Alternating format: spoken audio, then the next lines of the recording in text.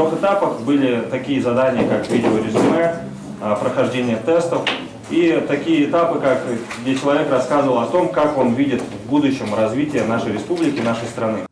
Политический лидер – это первый модуль программы партийного обучения в рамках высшей партийной школы. Участие в кадровом проекте «Единая Россия» позволит с помощью партийного потенциала реализовать социально-экономические и другие программы развития в Ингушетии.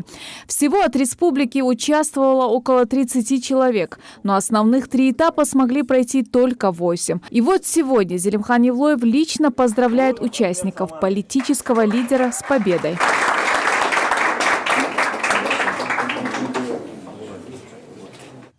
Зелимхан Евлоев отмечает, что участие в таких проектах дает шанс нашей молодежи реализовать себя на благо Ингушетии и России в целом.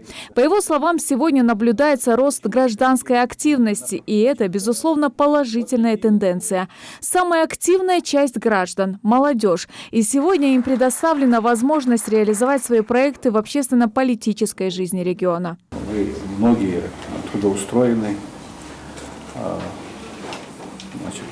Некоторых нужно трудоустроить.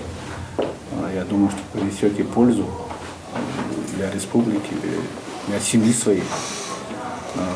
Я готов рассмотреть все кандидатуры и думаю, что они будут занимать те должности, которые отвечают их профессиональным навыкам.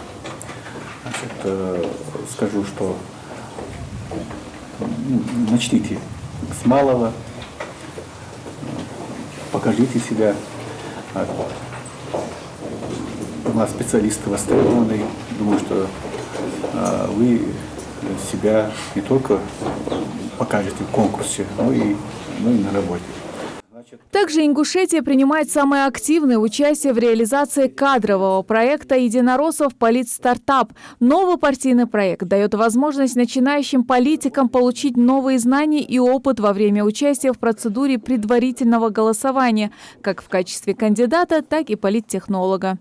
Мы будем проводить с ребятами тренинг по закреплению идеологических ценностей партии, и мы пытаемся им объяснить, что партия – это не просто компания, которая работает на выборах. Партия «Единая Россия» – это партия, которая реализует множество проектов, и мы будем проводить тренинги, закрепляющие это. Приглашаются участники предварительного голосования партии в возрасте до 35 лет, которые никогда не занимались политикой. Они получат наставников из числа представителей партии в регионе и федеральных экспертов, которые помогут им сформировать дорожные карты по предварительной кампании. Светлана Томова, Адам Далаков. Новости 24.